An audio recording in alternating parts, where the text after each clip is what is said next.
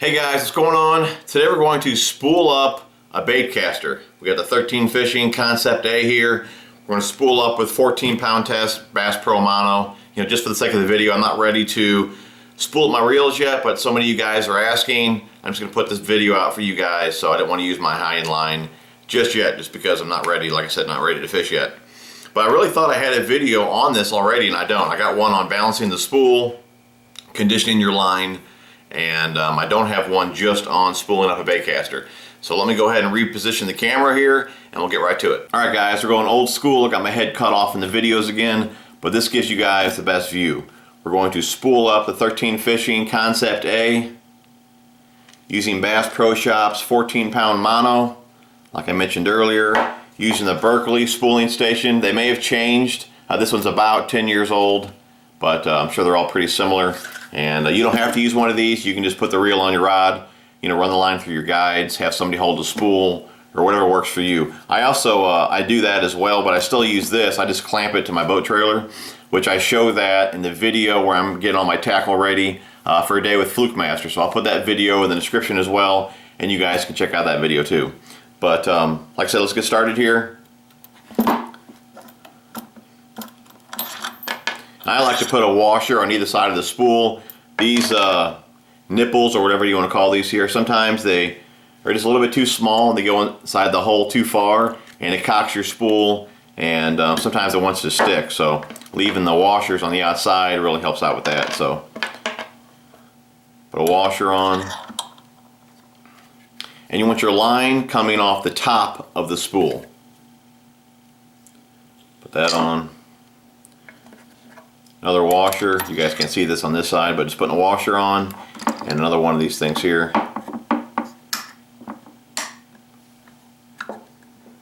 You don't want to make it too tight. You want some tension, but not too much tension. And I'll explain that here in a second.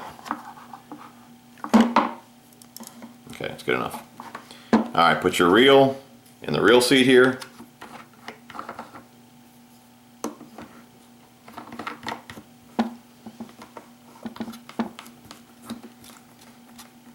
Going to tie an arbor knot. I believe I have a video on this knot as well, which I'll put in the description. Go through your line guide, under the spool, and you got to go back up.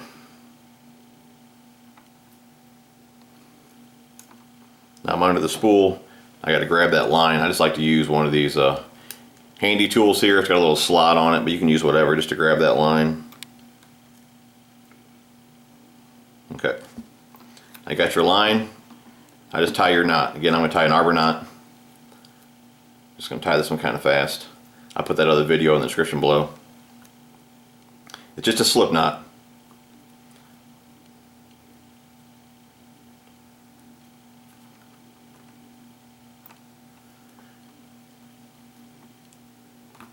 Got your tag end off. I know some guys don't even tie a knot. They just run the line through the hole there in the spool, and that'll work as well, but I don't prefer to do that, or I don't like to do that.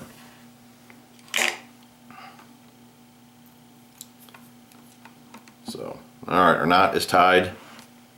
Now, what you guys have been asking, give me a second here. Alright. One second, we'll get this centered here. Okay.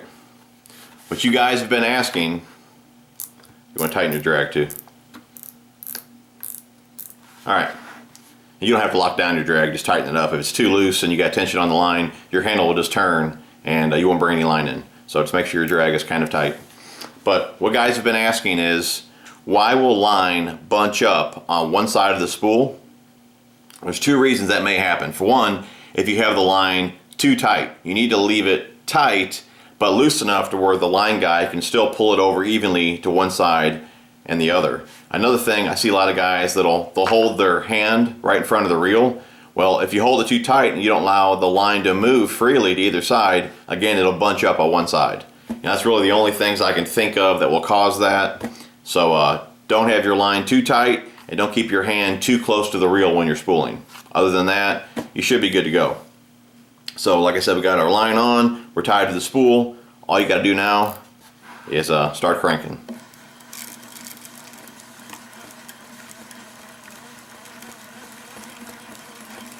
Now normally, you guys will see in the video conditioning your line. Normally I'll spray this like a few times during the entire process here. You know, I'll get so much line on, I'll spray it, get so much more line on, spray it, then at the end I spray it again. I still do that. I'm not going to do it on this spool just because I'm not going to keep this line on here. But I still do that. You don't have to do that. It works just as good just to spray it at the end. So just make sure when you use this stuff, you don't want to spray it on and then make a cast. It's best for it to dry. So I usually spray my reels the night before, or I spray them on the way to the lake. Just give it some time to dry on your line and it works the best. But this is the best stuff I've ever used right here, Kevin Van Dam's line and lure. Great stuff right here. So anyways, we're going to keep spooling.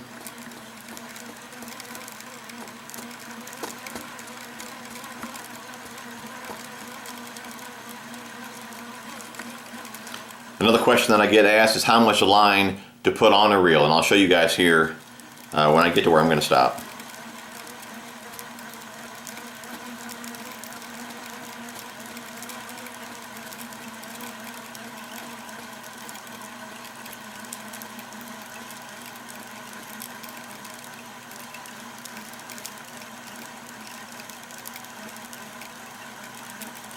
And you don't want to spool your line too fast either. I mean, a good steady pace is what I'm doing, but too fast, again, that could make it bunch up on either side. Just keep it nice and smooth, just a steady pace.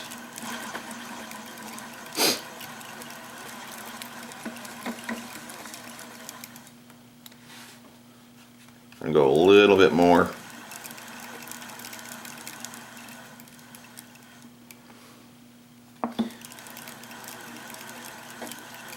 Now I would normally go just a little bit more, but for you guys just starting out, that's about what you want to see right there.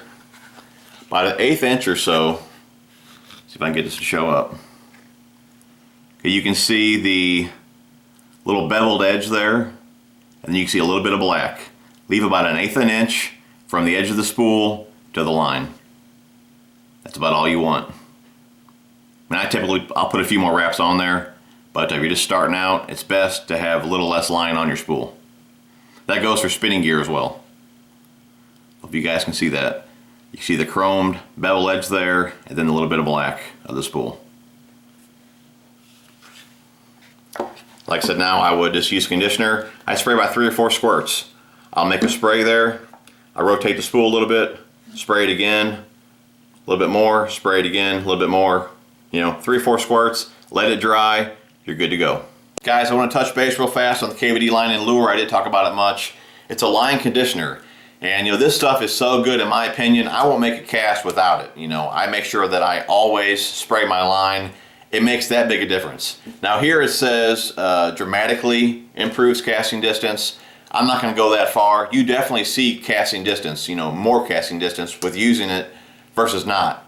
But what it does to your line is the reason I use it. You know, it just turns your line to silk. Even if you didn't gain any casting distance with it, the fact that it cuts down on the memory is what I like about it. You know, if a dry line or unconditioned line, if you just take that line and pull it out and you let it go, it's going to coil back up on itself.